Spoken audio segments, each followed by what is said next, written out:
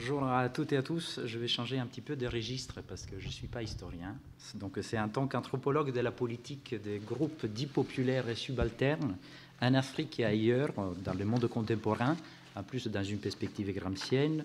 que je me prête, non sans quelque hésitation, à l'exercice de regarder à ce qu'il y a de commun entre les mobilisations populaires contemporaines qui font l'objet de mes recherches et la commune, que je tiens à l'esprit non pas avec les connaissances d'un historien, mais comme image d'une rupture de l'histoire qui se réverbère dans l'espace et dans le temps. Un exercice que j'entends non pas comme un simple jeu d'analogie, dont l'intérêt serait neutralisé par la spécificité historique et des contextes, mais comme mise en perspective d'expériences historiques certes différentes, mais sollicitées par des soucis convergents.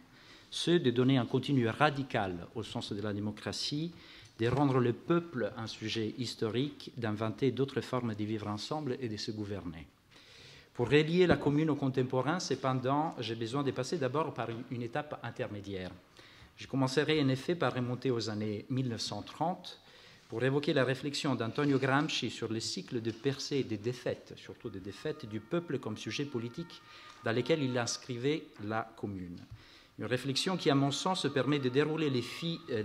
les connexions entre les différentes étapes et les différents tropismes de l'histoire moderne des mouvements populaires, et ainsi de discuter dans le second temps de mon intervention de la signification de tout cela pour les sociétés contemporaines. Dans les années 1930, enfermé dans la prison fasciste et dans un corps malade,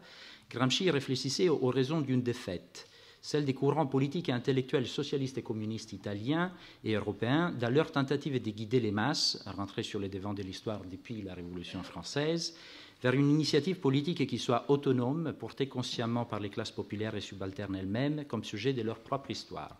Gramsci réfléchissait certes à partir de l'histoire italienne, mais il gardait toujours à l'esprit son rapport avec l'histoire française, dont les réverbérations depuis la Révolution poussaient vers la synchronisation des différentes chronologies nationales.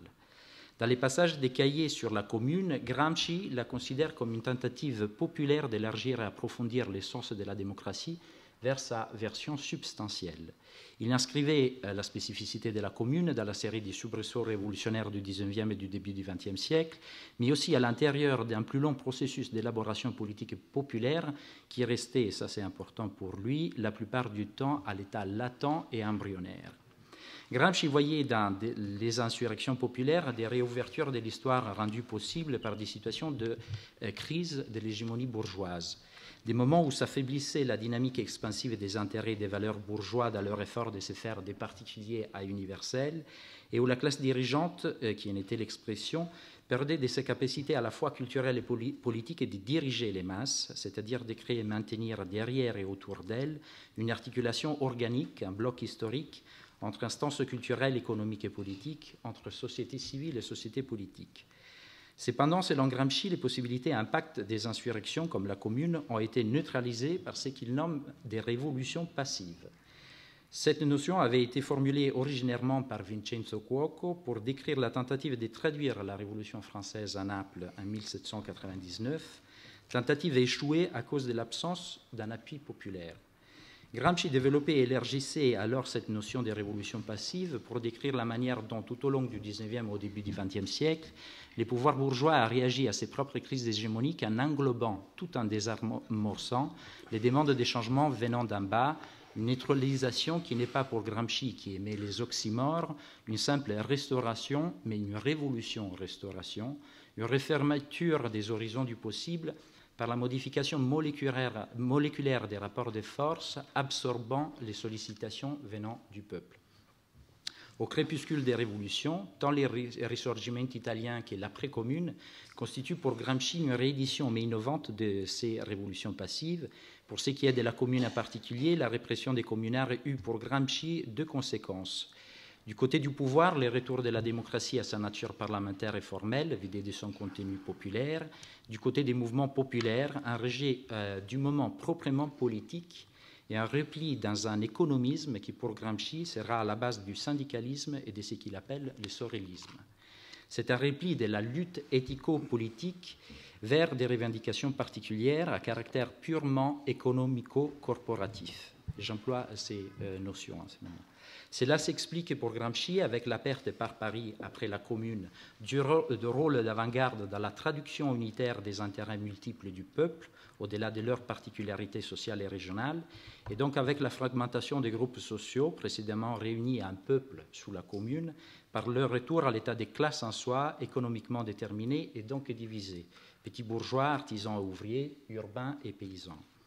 Pourtant, selon Gramsci, à partir de 1870-71, l'idée d'une révolution partie par les peuples se diffuse au sein des classes populaires et au-delà des frontières, mais elle se répand non pas comme projet politique, mais plutôt comme mythe, c'est-à-dire comme une aspiration populaire certes sollicitée par l'histoire, mais qui perd tout appui et direction politique. Les pouvoirs bourgeois s'est certes vu contraints de tenir compte du peuple face à l'agitation des masses, mais il a fait en les réduisant à une masse historiquement inerte à travers les regards positivistes, comme par exemple celui des sciences sociales naissantes, ou à une masse irrationnelle capable du seul mouvement spontané, comme le voudra la psychologie des foules.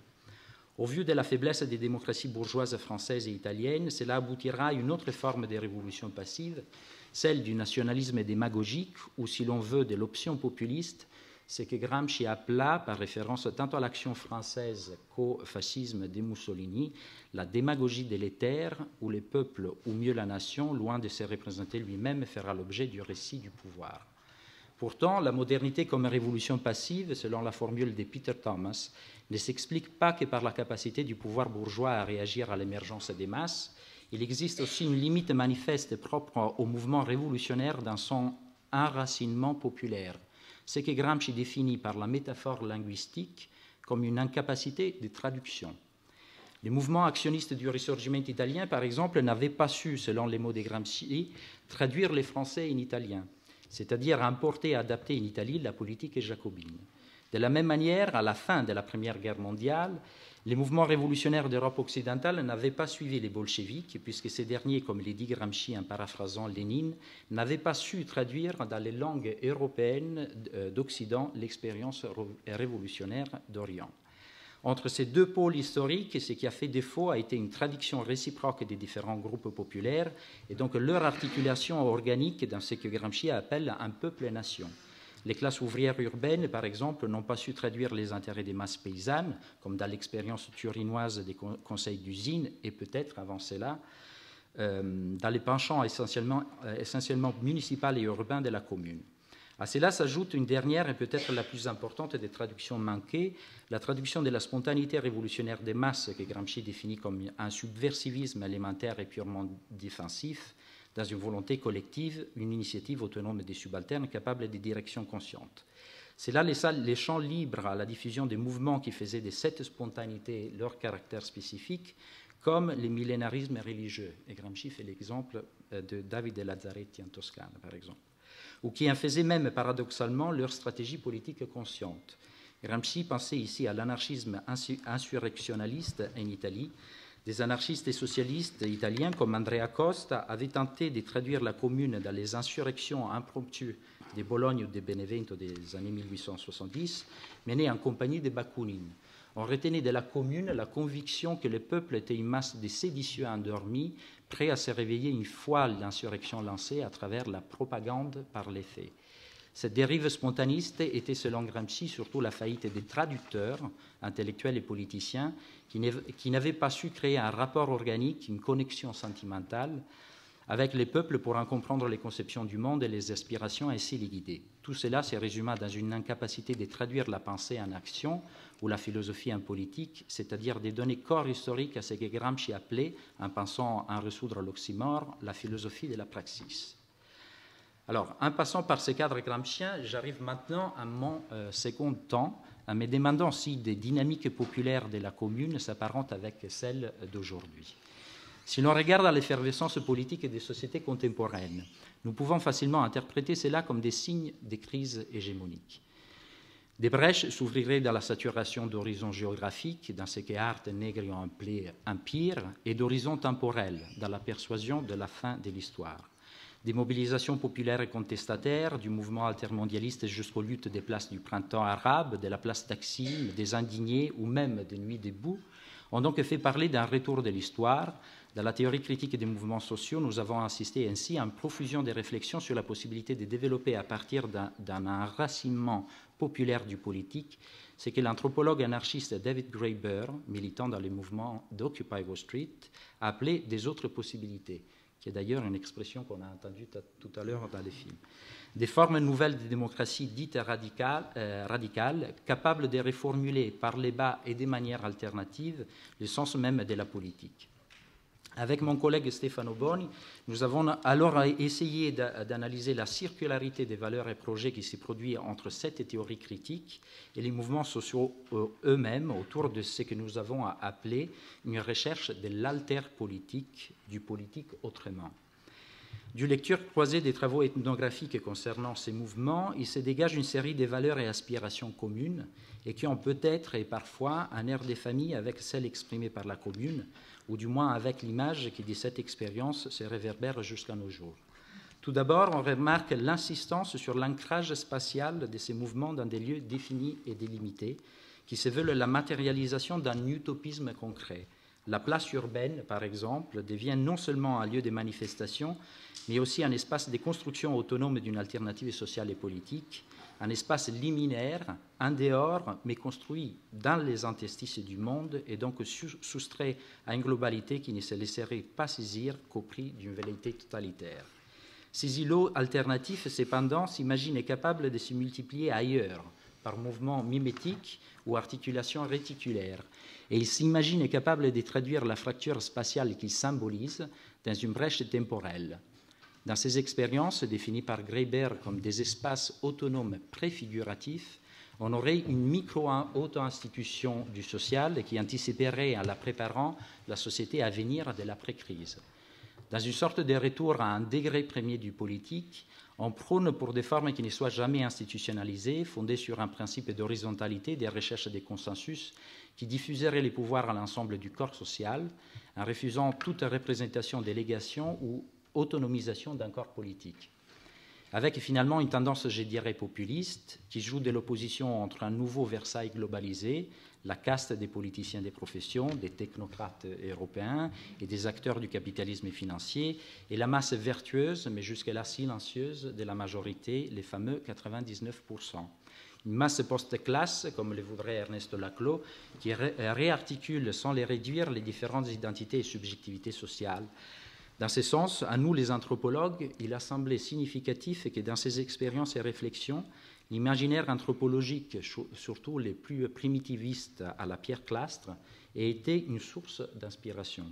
pour penser des possibles formes alternatives des politiques à l'intérieur, mais déjà au-delà de la modernité, et pour penser une forme de politique ancrée, pour ne pas dire encastrée, dans le social. Dans ce même sens, des figures de la liminarité comme celle du nomade, du pirate, ou encore du barbare et même de l'indigène colonial sont évoquées et traduites dans un concept général de populaire qui permet le retournement du stigmate de l'archaïque et du sauvage, en un mot du primitif, dans l'appréciation d'un esprit de révolte des subalternes. Il ne veut pas relever du cynisme que de reconnaître les faiblesses de telles projections révolutionnaires. Si l'on tient compte de la capacité de reconfiguration des pouvoirs capitalistes, avec par exemple la récupération du populisme par des mouvements nationalistes et xénophobes en Occident, mais aussi dans ce qu'on appelle le Global South, avec les replis autoritaires en Égypte et en Turquie, ou la réaction des pouvoirs brésiliens aux contestations des rues, expliquée par des chercheurs en recourant justement à la notion gramscienne de révolution passive. Mais le point qui m'intéresse de développer ici est un autre. En 2011, au moment de la propagation planétaire d'insurrection populaire, j'ai participé de l'euphorie intellectuelle et académique pour ce qui s'est passé en assistant à maintes conférences qui annonçaient l'avènement de l'insurrection qui vient.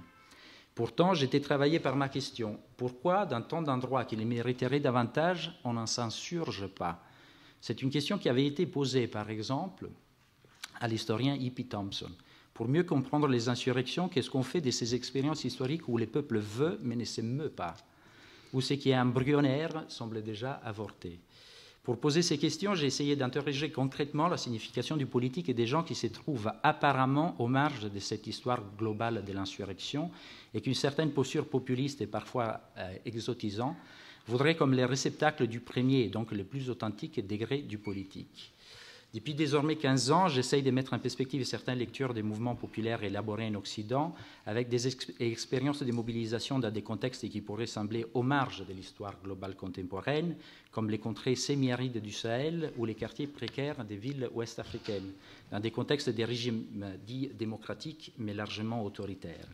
C'est une approche en partie convergente avec une posture postcoloniale, mais qui refuse de celle-ci l'idée d'une impossible traduisibilité des univers culturels et des expériences historiques de l'Occident et des autres,